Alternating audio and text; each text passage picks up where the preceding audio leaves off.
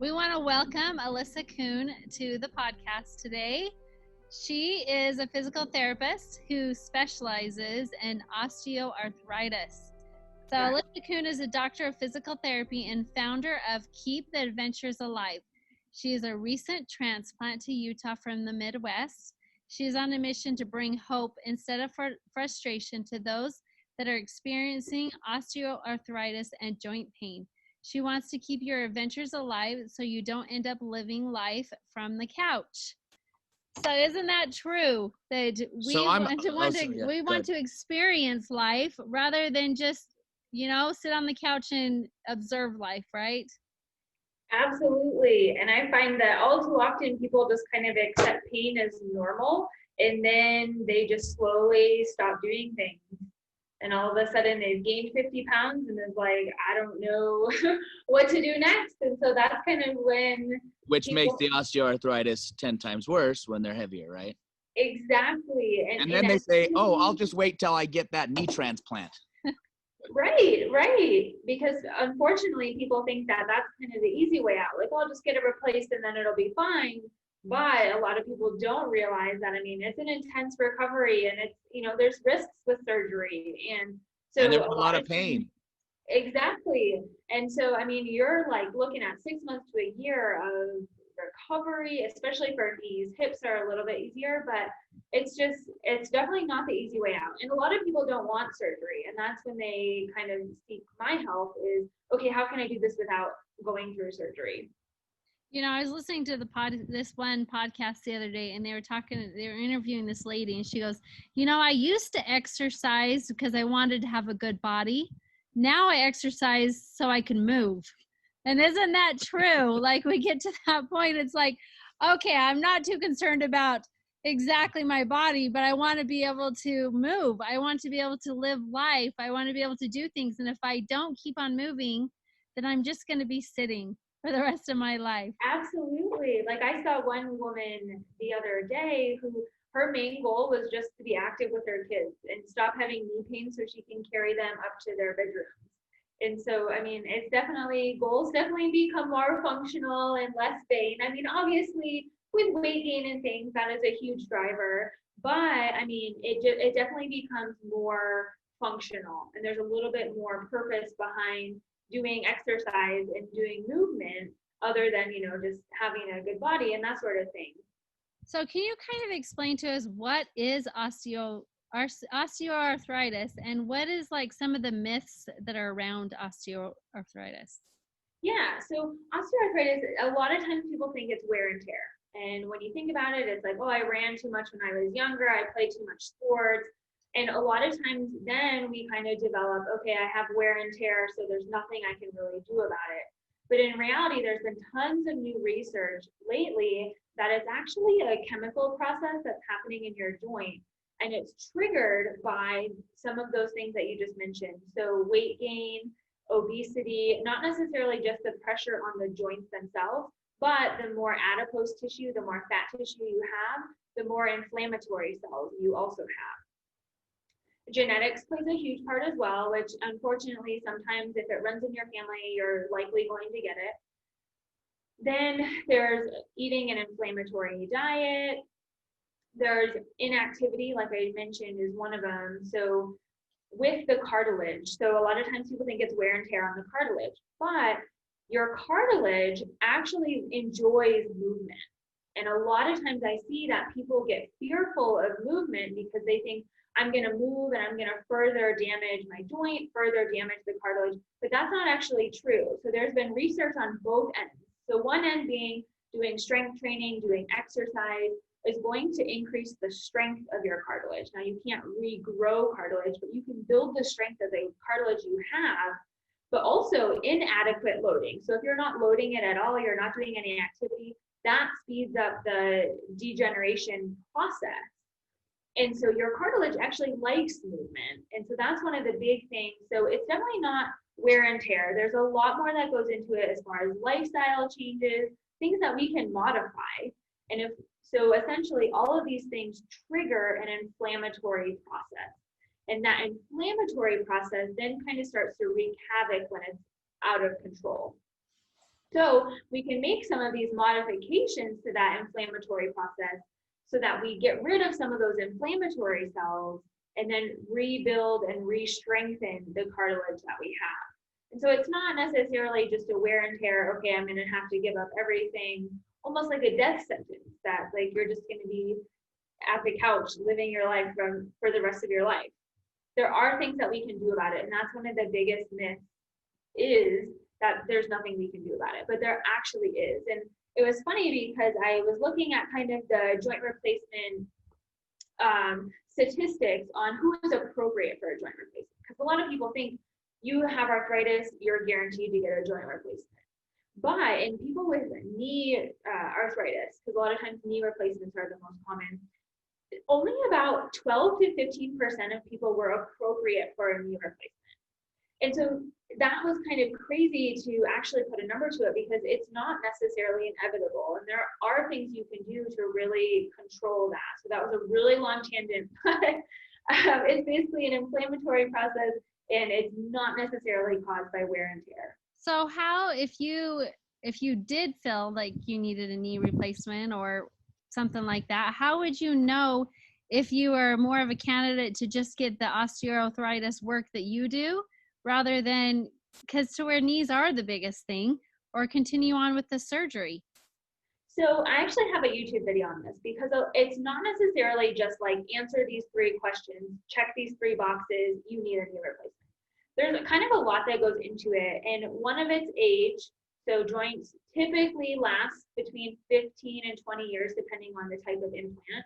So, I mean, if you're 40, looking at a revision around 60, between 60 and 70, I mean, hopefully we live that long. So you might need almost a guaranteed revision at that point. The second one is really looking at just kind of social aspects and your quality of life. If your pain is truly limiting your quality of life, that you can't even walk around, you can't go to the grocery store, you can't do any of these things, and it's truly impacting your happiness, you're feeling depressed, all of these things, then that's another thing to take into consideration. But if you're just kind of having local pain that you notice it every once in a while, or it's starting to become a little bit more constant when you do something, and you haven't really given a true effort to conservative management. So you maybe tried a couple of exercises, they didn't really work, but we haven't really given that true effort of conservative management, including diet, getting rid of some of the inflammatory foods that you're eating and taking on more of the anti-inflammatory foods. If you haven't increased your movement, if you haven't tried some of these things, then we don't necessarily know if they could work for you. And so I always recommend trying conservative treatment, really taking some time to think about what is this pain truly limiting you from? And if you get a joint replacement, are you going to take the initiative to move? Are you going to take the initiative to really start to work on your diet and things? Because these problems don't necessarily go completely away. You still have some of those inflammatory cells. And the recovery, like I mentioned, is hard work. And if you're not going to increase your mobility afterwards, or you're not going to give it necessarily good effort, then you might not get the appropriate outcomes anyways. And so you really kind of have to think like how dedicated you are with this, how much of an effort that you've given before. And now surgery is not necessarily always demonized. I know tons of people that have had success, but it's just making sure that we kind of hit some of those things first. Conservative doesn't work for everyone. So that's especially if it's more severe or we, kind of waited too long or that sort of thing. But it's definitely more of a complex question than, just kind of check these 3 boxes and then you get a knee replacement. So I do have What are some of the things that you are doing to try to help the joint so it doesn't continue to deteriorate them?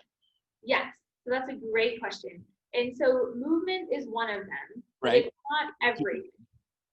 So getting your body, so once we kind of think about, we first have to think about pain a little bit differently. Just because you have pain doesn't mean you're doing more damage to your joint. And you might have some discomfort when starting an exercise program, but that doesn't necessarily mean, like I said, you're doing more damage. So we have to kind of change our mindset around pain a little bit. And what I do is I help retrain your body that movements don't have to hurt. And that's through good movement, building strength in places that maybe we're lacking, really starting to show your body success, that you really can move in these ways without pain. And so a lot of times, like take, for example, stairs, building single leg strength, building the lateral hip strength, building all sorts of different things, not necessarily just knee strength, is going to help train. But we don't try to do stairs until, a few weeks down the road, because we have to build up that strength first and really retrain your body that it doesn't have to hurt. But also we have to go into diet. So just small changes to your everyday diet. It's not necessarily follow this 4-week crash course diet type thing, but it's just making small changes. Sleep plays a big part as well. If you're not getting adequate sleep, that can affect pain. Which is kind of a hard thing if someone's in pain, because they don't sleep very good normally. Right, exactly. And so it's a major healing mechanism that comes into play with, because they're hurting, they don't sleep, and because they don't sleep, their body doesn't heal. Absolutely. And so we try to decrease pain during the day, give you some more confidence, because a lot of pain can be physical, but it also can be the way you believe and the way you think about it. And so really retraining that, giving you more confidence. And then there's also some more sleep strategies you can do aside from pain relief that can help with that. But it's kind of a multifaceted thing. It's not necessarily just exercise that you need.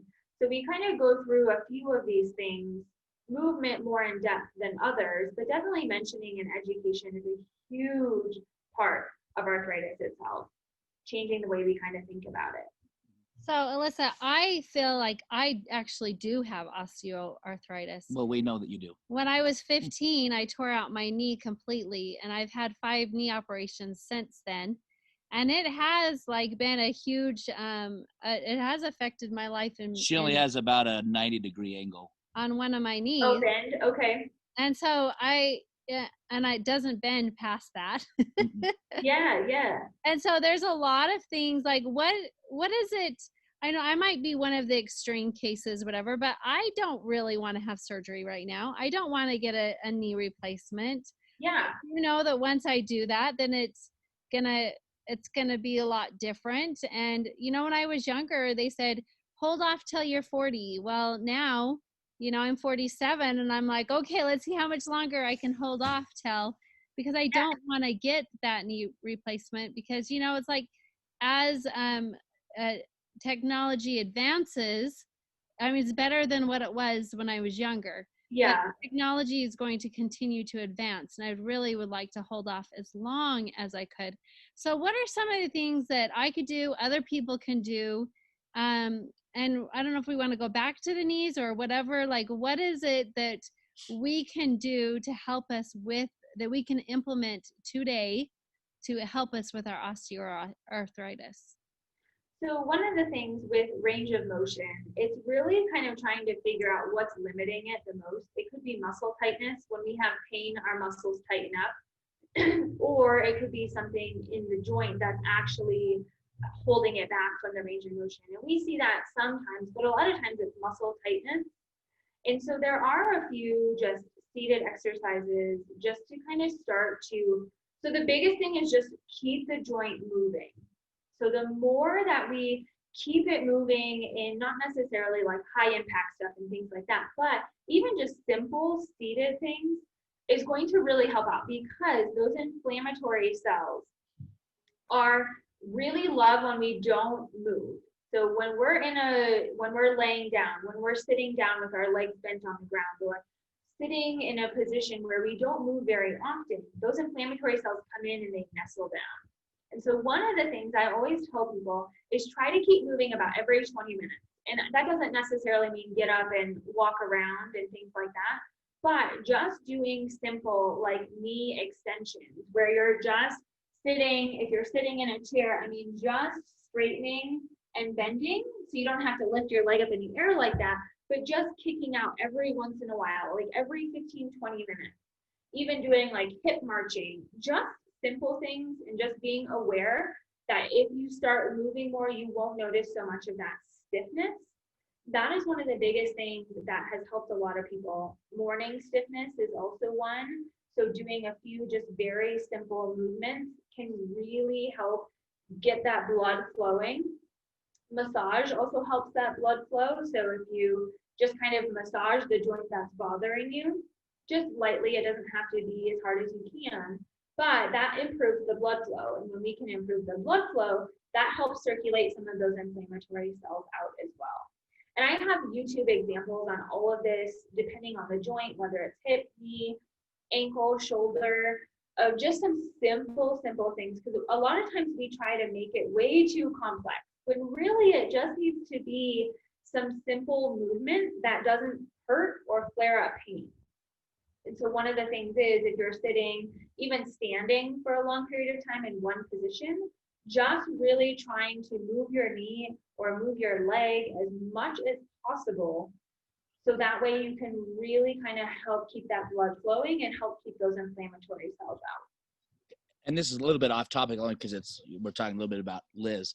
Hers, I think a lot is because scar tissue. It just doesn't budge anymore, and we've tried all kinds of different areas. And that's one thing that people don't understand is the end stage of inflammation is scar tissue. Yeah. So that's why it's so important to do that rehab when you're supposed to do it. But she was basically like, when she first had her surgery, 2 weeks after, she had surgery again because she got staph infection. Well, 5 weeks later. 5 weeks later. And that was back in the olden days when they wouldn't let you move your leg. They put it in a cast kind of thing, and you didn't do anything for so which was, as we know, a flawed philosophy. But now it's like rehab as fast as you can and get things moving as fast as you can kind of thing. Absolutely. And breaking up scar tissue is not a fun thing. We've thought about knocking her out and just going in there and that's not an easy thing. Yes, and it's definitely, I mean, when you get a knee replacement and a knee surgery now, depending on what it is, I mean, you're up the same day or next day. Yeah.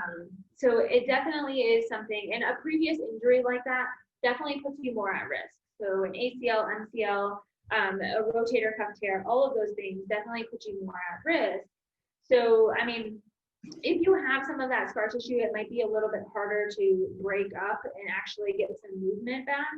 But at least with 90 degrees, you can, pretty well do stairs for the most part. Usually you need like about 100 degrees, 100. Going down is, you can tell if you know her, you can see that she goes downstairs a little different than just walking every other stair. She kind of has to turn her body a little bit in order to or if we're hiking in the mountains. But yeah, we still do a lot of stuff. Yeah. And you don't have tons and tons of pain in the knee, do you? Well, it just depends. No. It depends on how much pressure you put on it. When I was looking at your stuff, Alyssa, you are very much into educating the public. And you put out a lot of information, a lot of your time to be able to inform the public on how they can improve their life. And you created a thing called Keep the Adventures Alive. Can you kind of tell us what Keep the Adventures Alive is? Yes. So I created Keep the Adventure Alive. So I moved from Ohio, where there's not really much going on as far as I thought you moved from Lake Michigan since you got the shirt. I'm originally from Michigan, yes. And then so I've been in the Midwest most of my life. And now you moved to the real Midwest, since we're kind of the middle of the Midwest, right? Yes. The real Midwest, yes. So there wasn't a whole lot of adventure out there. And then we moved here, and there is so much to do. I see people, cycling, hiking at any age. And that kind of sparked the idea of Keep the Adventure Alive. And we specialized in arthritis because there is a little adventure in people that have arthritis.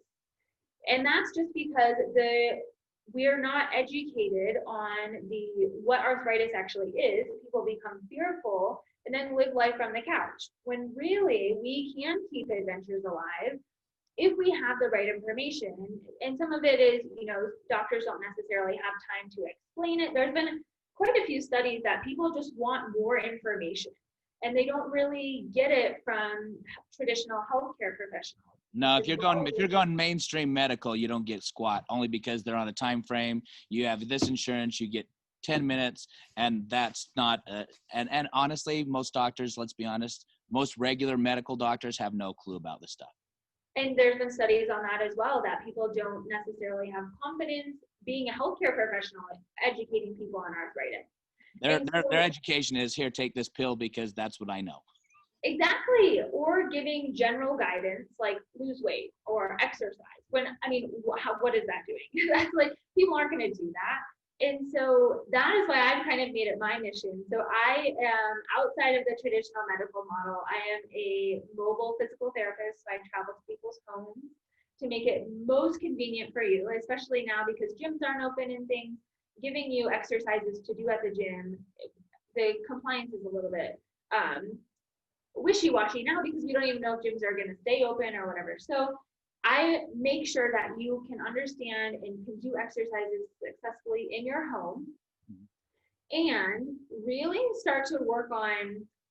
So I have tons more time with people. I don't have to worry. I've been there, done that with all the documentation, all the paperwork. You're basically running like a cash practice because you're not billing insurance or anything like that, because you want to spend more time and be more technical with a patient. Yes, and it's not even necessarily just the time component. I am super flexible. So I can give you an exercise program afterwards. I can see you like once a week, once a month. You can text me, you can call me if something comes up. So there's tons more flexibility, and we don't have to be dictated by the insurance model. And so, yes, I am a cash pay provider. I'm out of network, and so you can submit your claims for reimbursement. That's still an option. But most of the people, quite honestly, don't do that because they always say, well, my insurance is a nightmare. And it's like, well, that's exactly why I don't deal with insurance. Well, and also if you're out of network, there's usually a monster deductible that only applies if you're out of network. So it's not really worth it. Exactly. And so most of the time it's, but anyway, so I take HSA and all that fun stuff. But it just kind of gets rid of the middleman of the insurance and all of those guidelines. And we can pretty much do whatever we want. Like if you want to work on your shoulder one day, if you want to work on your knee one day, if you want just some exercises at home, you don't have to see a doctor first to get a referral. I see clients kind of all across the spectrum. One woman today I talked to, she just wants an exercise program for her neck and shoulder because every time she tries to start one, she hurts herself. And so I was like, I just want someone to kind of come in and give me, an exercise program to do. But then also I have people with joint pain, back pain, knee pain that really just kind of want to get more movement back in their lives. And we kind of definitely have the flexibility to do all of that. So how can people get a hold of you, Alyssa? So my website is probably the best place. So it's www.keeptheadventurealive.com. And I also have a YouTube channel that, like I said, has tons of videos. If you just search Alyssa Adventure Alive, you'll find my channel. But also I'm on Instagram, I'm on Facebook, but those are kind of the two main things.